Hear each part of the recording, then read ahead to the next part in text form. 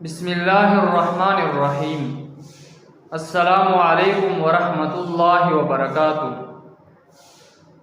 تین قسم کے لوگ ہیں جن کی نماز قبول نہیں ہوتی۔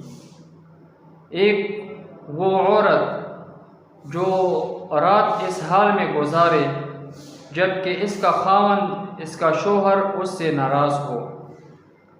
ناراضگیاں گھر میں ہوتی رہتی ہیں، بحث مباحثہ ہوتی رہتی ہیں، لیکن وہ وقتی ہونی چاہیے۔ اگر کسی بات پر ناراضگی ہو جائے تو فوراً میاں بیوی آپس میں صلح کرے۔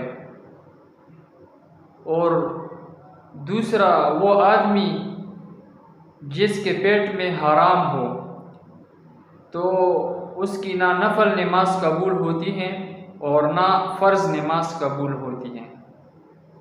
اور تیسرا ایسے دو بھائی جن کا آپس میں تعلق نہ ہو، یعنی تعلق کو توڑے، آپس میں رشتے کو توڑے، تو ان تین آدمیوں کی، ان تین لوگوں کی نماز بھی قبول نہیں ہوتی۔